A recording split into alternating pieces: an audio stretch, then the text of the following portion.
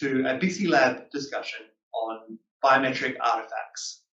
So today, my name is Ted Dunstone. I'm the Senior Responsible Officer at BixeLab, and I have with me Stewart, who is the Laboratory Manager. And we often get asked questions about the sorts of artifacts that we use as part of the presentation attack testing. And I thought it would be useful to have an interesting, basically, to go through some of those presentation attack artifacts, talk a little bit about the creation and about how they're used. And we will step through a few of the different modalities as well. So Stewart, should we start with face? As I said, perhaps talk a little bit about where the artifact has come from and how we use that artifact. Yeah, absolutely. So face artifacts, like any artifact, ranges from sort of a level 1 through to level 3, defined by the ISO 3107 standard. And we start at level 1 artifacts, which are very simple artifacts, generally sort of 2D type things, something you can produce at home quite simply, through to level 3 type artifacts as well, which includes much more sophisticated and potentially expensive type artifacts. So at this sort of level, at level 1, we look at quite simplistic type artifacts, including some things like photographs as well as like paper type masks.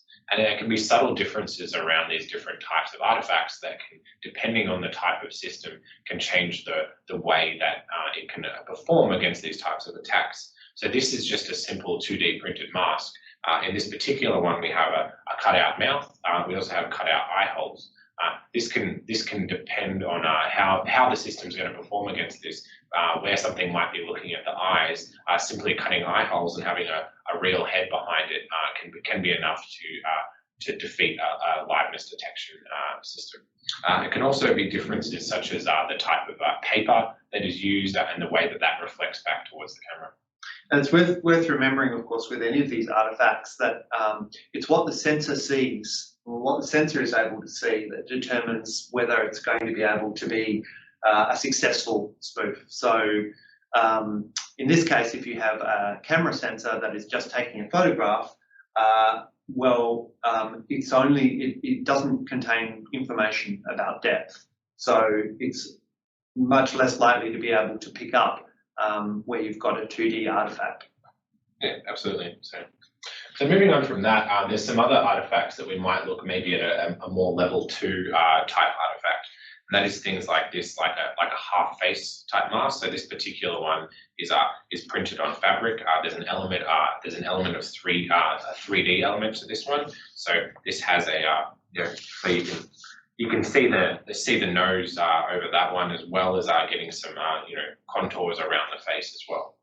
Yep. And these ones can be based on real identity. So this one is of myself. This particular case. And where did you get that from? So ordered from the web? So these are ordered online. These ones retail about $50 each, and they're printed there from a photography company that produces these based on photographs that you provide to them. Obviously, very topical, being a mask in times of COVID.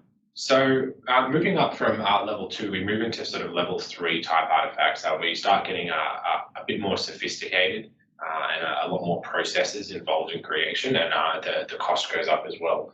So the first one I'm going to show is a 3D printed head. This one here. So this is done from a scan from an iPhone device, and it's a scan of my head moving around with a pretty reasonable detail, and then that's then been 3D printed on a resin printer. And the advantage of this is you end up with a 3D model that you can also use you can use it to create other 3D heads like this. They can be bigger, smaller, they can be printed in different colors, and they can also be quite easily turned into video-based artifacts as well. Do you want to talk about the relationship between those and quality? So, for instance, obviously that doesn't have any colouring to it. Yes. But in a quality sense, you potentially could still use it, right? Yeah, absolutely. So as Ted has pointed out, this one doesn't necessarily have any colour. However, that's like we spoke about before. That's not necessarily important for all types of biometric, presentation attack detection, particularly where this contains relevant 3D data. to provide a match, it may not be necessary to reproduce any kind of color or textures. So moving on from that, I have another level 3 artifact with me. So this is a silicon mask that we've procured. This one has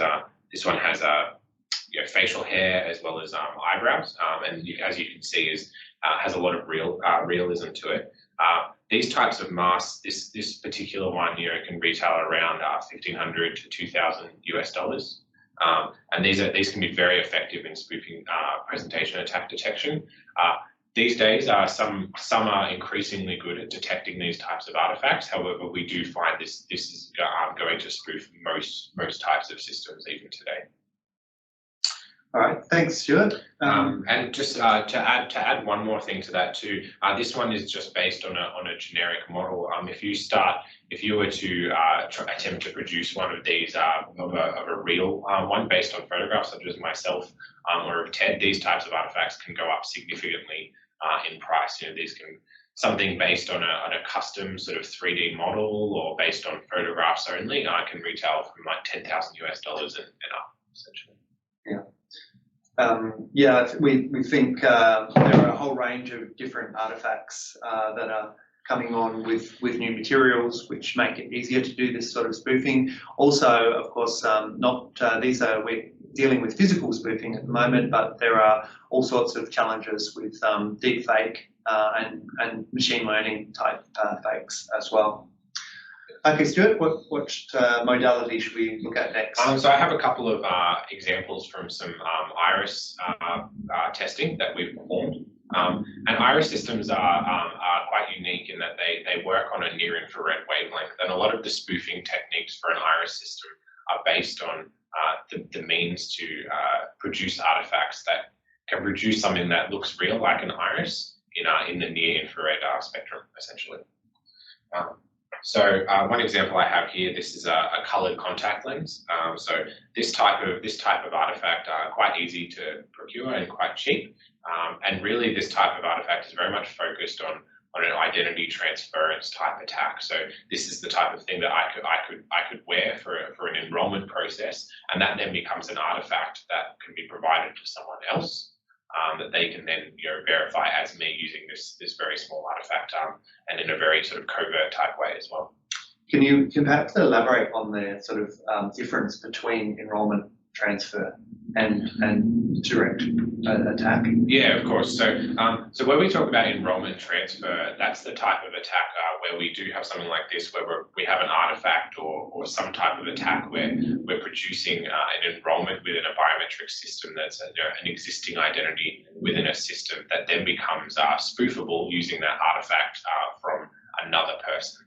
And that can be of particular interest in some attack scenarios. That contrasts to other types of attacks, particularly based on face, like we just spoke about, where we look at where I'm trying to spoof a particular identity. So I have this face of myself, that someone might have produced from a photograph that they've taken of me. Perhaps they've taken that photo or taken it off social media or one of the many other sources online. Still on the topic of iris, another artifact I have with me is I have some ocular prosthetics, or a glass eye essentially, that you might be familiar with. And even up close, these have very high levels of realism, and these are very effective in spoofing an iris system, and are quite small, and again produce something that can easily be transferred from one person to another with this simple artifact. And even in the near infrared spectrum, these still look very real and very much like real eyes, essentially. There's also an important aspect to any of the sort of testing, because obviously these tests exist within a particular context, right? And so not all artifacts are going to be able to be used in all contexts, because whether they're attended or unattended makes a difference in terms of how an attacker is going to be able to present themselves. Yes, absolutely. All right, shall we move on to fingerprint? Yes, of course. We have a lot of different items for fingerprint testing within the laboratory, and creating fake fingerprints can be both simple or quite difficult depending on what you're using. And really, it's about there's two key things that we're talking about here. One is what the mold is made from, capturing that level of detail from the fingerprint, and then what substrate is used to produce the finger itself. So some of these particular ones I have in front of me, these are plaster finger molds, and then the substrate used is a silicon type material to capture that detail. Both of these those two elements will determine the level of detail that's captured in the fingerprint, but also depending on the type of sensor that's used on the fingerprint as the fingerprint sensor, you'll get different behavior depending on the substrate. So things like the conductivity of a finger is not always reproducible with all the same types of materials, for example. And can you talk about the difference between covert or cooperative and uncooperative in fingerprints particularly? Yeah, so there is so again, sort of talking about a similar type of concept there. We have these can be fingerprints that you can lift a latent print of someone that you know and you're interested. Someone may be interested in spoofing, and they can use that latent print to produce an artifact such as these to spoof a system. But it could also be creating a fingerprint that can then be, much like before, that can be transferred between different identities as well. Yeah.